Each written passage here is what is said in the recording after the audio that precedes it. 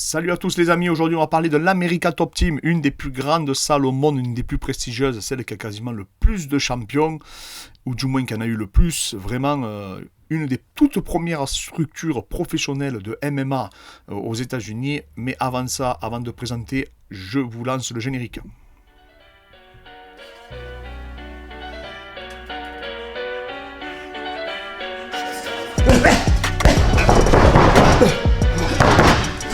Je m'appelle Clément Marcoux.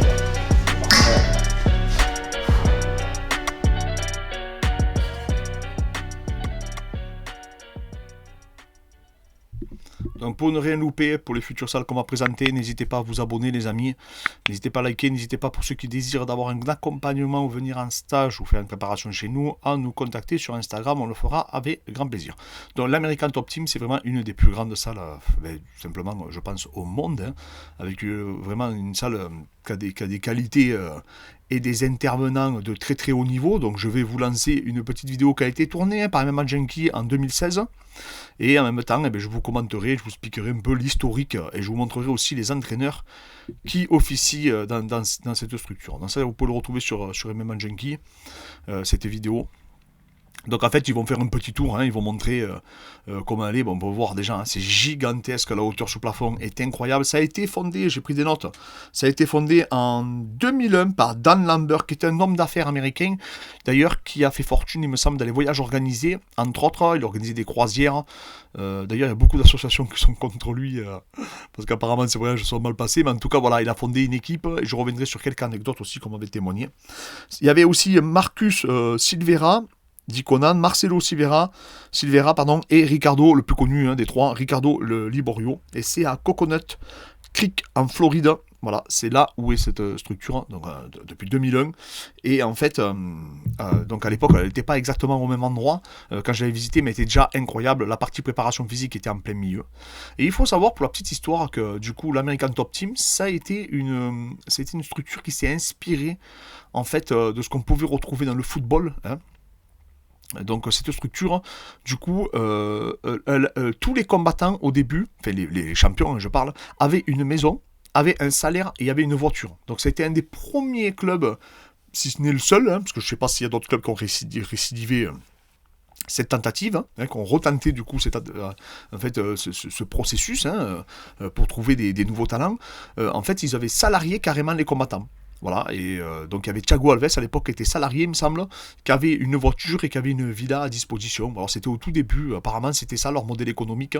Malheureusement ça n'a pas fonctionné comme ils voulaient, donc après ils sont revenus sur un modèle économique classique où ils prenaient du pourcentage sur les primes des combattants, sur le pay-per-view, enfin, un peu tout ce qu'on peut voir aujourd'hui dans le monde du MMA. Donc voilà, c'était intéressant parce que c'est quelqu'un qui avait quand même une approche assez moderne de notre discipline, hein. Il avait déjà créé un encadrement favorable à la performance. Là, on peut voir la partie préparation physique. Bon, même si moi je trouve que c'est pas en réalité exceptionnel les outils qu'ils utilisent, mais c'est surtout l'espace qu'ils ont. C'est clair que tu te marches pas dessus. Et là, je sais pas combien de sacs. Après, il y a qu'un mec. Alors, le planning, c'est très très dur. Il y a des cours toute la journée. Hein. Il y a des cours toute la journée, tout simplement. Que ce soit en jiu-jitsu brésilien, en boxe anglaise, en kickboxing, en lutte. Après, il y a du grappling, il y a de la lutte pour les jeunes. Enfin, vraiment, il y a une multitude de disciplines. J'ai trouvé les prix, c'est assez compliqué, je trouve, de trouver. Franchement, c'est mal foutu, leur site. J'ai trouvé des témoignages sur Facebook entre $30 par jour. J'ai trouvé donc des semaines à $300, des mois à $460, je crois. Mais voilà, rien de bien précis. Pourtant, je suis allé sur un peu partout, sur leurs réseaux sociaux, etc. J'ai pas trouvé. En fait, j'ai l'impression que ça a l'air vraiment d'être individualisé en fonction des options que tu dois prendre. Mais voilà, en tout cas, sachez que c'est pas du tout les mêmes prix qui sont pratiqués en France, hein. C'est vraiment, voilà, ça n'a strictement rien à voir. Je vais vous mettre aussi les coachs sur le côté pour que vous compreniez. Donc là, on voit la cage, hein, c'est une vraie cage du coup officielle. Et je vais vous mettre la liste des entraîneurs, hop, sur le côté, pour que vous voyez vraiment en fait à quoi ça ressemble et qui sont les intervenants. Donc, vous avez, moi, un des entraîneurs que j'écoute le plus, c'est Steve Moko, donc un entraîneur de lutte hein, une légende de la lutte américaine, qui entraîne en lutte MMA et en lutte aussi également tout court, qui a combattu aussi également, qui est connu aussi pour être le coach de Colby Covington, donc qui a permis aussi de se parier avec plusieurs membres de l'équipe américaine comme Pat Doumé par exemple. Il y a Thiago Alves, une légende du MMA et surtout du MMA à l'American Top Team, hein, un des combattants les plus connus et un des premiers combattants vraiment à avoir performé pour cette équipe.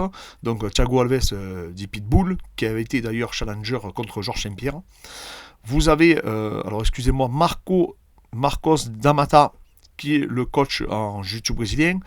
Vous avez Everton Oliveira, qui est lui le préparateur physique. Il y a aussi Phil Darou, que vous avez pu voir d'ailleurs sur ce couloir, avec Justine Poirier, avec Johanna et d'autres combattantes. Et vous avez aussi Matt Brown, qui est vachement connu. Et, excusez-moi, j'arrive pas très bien à lire, mais voilà, le Silveira, qui est actuellement le head coach principal, le chef, d'accord, celui qui est à côté sur votre, vous, du coup, ça sera sur votre gauche, il me semble. Donc celui qui est à côté de Matt Brown, tout simplement en bas, qui lui est le head coach, donc je pense le directeur sportif de la structure. Et Matt Brown, c'est celui vraiment qui est le plus réputé en tant que coach. C'est celui qu'on le voit dans le coin de Roré, par exemple, dans le coin de Justine Poirier, le coin vraiment de tous les combattants qui s'entraînent à l'American Top Team, comme Robbie Lauer, enfin il y en a beaucoup. Alors attention, il y a beaucoup de succursales, il y a beaucoup de salles affiliées avec l'American Top Team, même en Floride. Moi je m'étais entraîné dans celle de Renato Tavares, qui était dans un centre commercial, un peu l'équivalent d'un Carrefour, voilà, mais c'est même surprenant d'avoir une salle aussi grande, les loyers, ça doit être astronomique. Donc voilà, il y en avait aussi dans South Beach, dans Miami South Beach, il y avait aussi des salles affiliées à l'American Top Team. Il y a la salle aussi où Romero se prépare aussi. Il me semble qu'elle est pas loin de South Beach aussi également. Donc voilà, il y a beaucoup de salles American Top Team à travers les États-Unis et beaucoup de succursales de salles donc du coup affiliées. Et d'ailleurs, il y a même un programme d'affiliation sur leur site, j'ai vu, donc pour devenir une salle partenaire en fait de cette académie. Donc apparemment qu'ils ont installé aussi également des dortoirs, donc pour que les combattants puissent venir faire des camps d'entraînement. J'avais vu aussi passer comme quoi ils avaient quand même un petit snack. Mais bon, de toute façon, aux États-Unis, c'est un peu comme à Dubaï. Vraiment, tout est fait pour que vous restiez toute la journée donc dans la structure, que vous puissiez vous détendre et après enchaîner les entraînements. Ils mettent vraiment un contexte favorable à la performance et ça, c'est super intéressant. D'ailleurs, je pense que c'est vraiment ça leur point fort à ces grandes académies, c'est de proposer un tel environnement aux athlètes et du coup, ça leur permet vraiment comment ça s'appelle, d'avoir non seulement des sparring de très haute qualité, mais surtout d'être dans une structure qui te motive à avancer, étant donné qu'ils sont je ne sais pas combien sur le tapis. Vous avez vu qu'il y avait des salles un peu plus intimistes, donc là on a pu voir cette salle, d'ailleurs on a vu beaucoup de vidéos dans les Côtes d'Or où on voit Roré se préparer avec Justine Poirier, donc je pense que quand ils veulent s'isoler, peut-être parce qu'ils ont peut-être peur, comme il y a tellement de pratiquants qui viennent, ils ont peut-être peur aussi que des informations fuitent, ils s'isolent entre eux et ils se préparent. Là, on voit pareil, ils ont des salles un peu comme des RPM, qu'on pourrait retrouver dans les salles généralistes en France. Donc vraiment, voilà, ça c'est des salles qui font rêver, quand on voit une structure pareille. En France, je pense que la seule, c'est le MMA Factory Venom, qui est à peu près de cette ampleur-là. Même si je ne l'ai pas visité. Vous avez vu, vous avez donc des salles de réunion, des salles pour aussi déjeuner, dormir. Ils ont aussi comme une forme de patio, un jardin. Donc vraiment, l'American Top Team, une super structure. Il y a même des entraînements, je crois que j'ai vu un entraînement à 23h30, donc je ne sais pas si ça vous donne une idée, et les premiers entraînements, il me semble, sont à peu près à 6h du matin. Bon, aux États-Unis, il y a énormément d'entraînements le matin très tôt, c'est les mecs avant d'aller travailler, en fait, ils vont faire du MMA, du jiu-jitsu brésilien, c'est très courant, même au Brésil apparemment. Donc voilà, l'American Top Team, une salle qui est exceptionnelle, une des salles les plus réputées de la planète, qui je pense a eu une incidence significative sur la création de toutes les autres structures aux États-Unis, qui a inspiré tout le monde, que ce soit sur le sol américain, nord-américain ou sud-américain, mais aussi européen. Je pense qu'on s'est vraiment inspiré un peu tous d'eux. Moi, quand j'avais visité, j'avais trouvé ça vachement intéressant. Vous avez vu, chacun a une carte. Je pense que la carte aussi, elle est réservée du coup en fait aux combattants. Je pense que quand on est combattant, on doit avoir accès. Du coup, là, on peut voir des chambres, des dortoirs Non, non, c'est vraiment impressionnant. Franchement, ça fait rêver quand on voit ça. On se dit, ils mettent les moyens là où il faut. Et il faut pas s'étonner aussi après que les personnes arrivent à performer quand ils sont dans un tel contexte. Voilà, là, ils montrent les chambres. Non, non, c'est ça, c'est laisse rêveur, franchement. Quand on voit ça, c'est clair. Parce que nous, quand on fait venir quelqu'un, par exemple, on est obligé de le loger et tout, c'est assez compliqué. Et c'est vrai que d'avoir des dortoirs comme ça, hein, c'est super, c'est super. Ça me fait penser un peu à l'INSEP quand on y était. Non, non, c'est vraiment un centre dédié à la performance sportive de haut niveau, hein. Sauf que là, c'est un centre pour le MMA. Et c'est clair que c'est impressionnant. Voilà, c'est vraiment encourageant et ça motive en tout cas à nous, acteurs du MMA français, d'essayer d'améliorer nos structures, que ce soit pour l'enseignement, pour aussi l'équipement, et du coup d'essayer d'avancer. Et j'espère que des structures dans ce genre verront le jour en France, et en tout cas vont se développer, même si c'est vrai que l'engagement financier et la démarche pour ouvrir une telle structure en France de façon administrative, je pense qu'elle est très complexe.